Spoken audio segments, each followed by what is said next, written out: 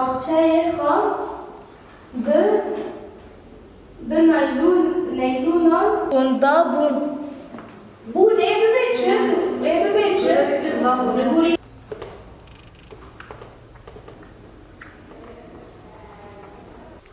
Navê min Hêvîn e, rêveberiya saziya zimanê Kurdî Sezeke ya Taxa Helebê. Wekû tê zanîn, zimanê Kurdî yek ji zimanên di dîrokê de ku hatiye qedexekirin li ser gel. Lê mixabin gelê Kurd her tim di serkeftina ve derbas dibe.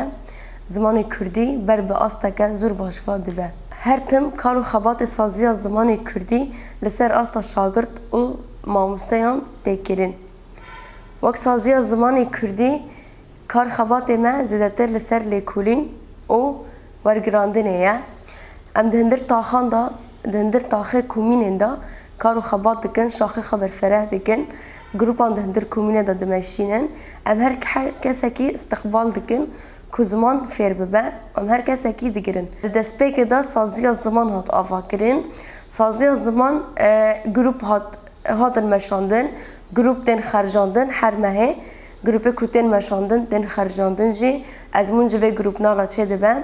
Ez zêdetir li ser astê mamosta diskîne, ser astê gel û civakê diskîne, astê wan pêş dixe di milêrê ziman da. Pêwîst e herkes zanibe ziman bike û bixwîne.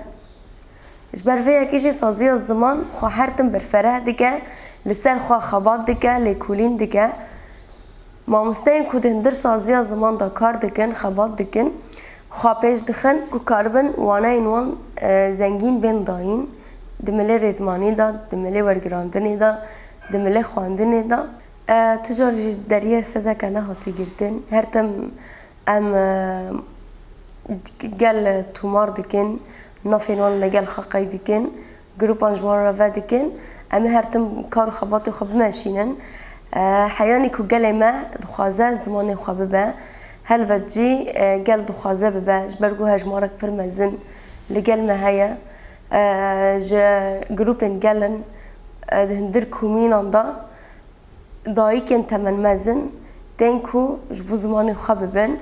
Ev tiştek jî em serkeftî dibînin ji ber ku tu carî gelê Kurd bin neketiye û yê bin nekeve. Serkeftina ziman jî serkeftina me hemiyan e. Helbet ne di taxa Şêx Masûd û Eşrefiyê de tenê gel tê fêr ziman dibe.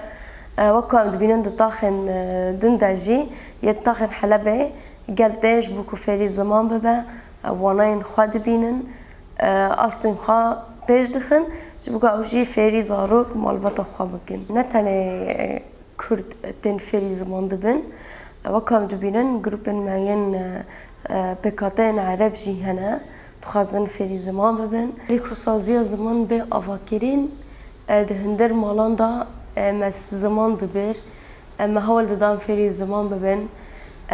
Tirsik pir mezin hebû li gel civakê, hejmarek ne pir mezin bû di wê demê de ji ber ku tirs hebû. Me di hindir malan da dibir ders. Heyanî ku şûreş hat avakirin, di hindir şûreşê da sazî vebû. Demek ku saziya ziman vebû, her kesî berê xwe da saziya ziman ji bo ku fêrî ziman bibe. Di hindir şera Şêx Masûd da sazî nehat girtin. Grup hatin meşandin, kar û xebat di hindir qebûan da dihat kirin. Demek ku di hindir şer da me grup di hindir qebûan da dimeşandin, heyanî ku me ezmûn jî ji grupan re çê dikirin, kar û xebata saziya ziman yanî hatibû meşandin. Ta astengîrî gel me tune bi ku em fêrî ziman bibin di hindir şerde. Vê esnayê da saziya ziman hat hedefgirtin ji mirî çetan va. Sazî hat tûbarankirin. Em dihêvîne gelê me yê Kurd hezkirina ziman zarokên xwe da bide avakirin. Zarokê xwe ber bi zimanê Kurdî ve bibe, bixwe ber bi Kurdî ve bê. Ji ber ku şerê ku tê meşandin ne şerek di milê leşgerî da ye, di her milekî da ye. Wekû tê zanîn jî ger ziman ji me hûn da bibe, em jî hûn da bûne. Em bihêvîne gelê me yê ku zimanê xwe nebiriye, hîn fêr nebiye, به و فیر ببه دریه من جه هر کسی را وکریه سبه حیانی ایواره اما هر کسی که فیری زمان بکن ام بانک هر کسی که دیگه کوبه زمانی خواه فیر ببه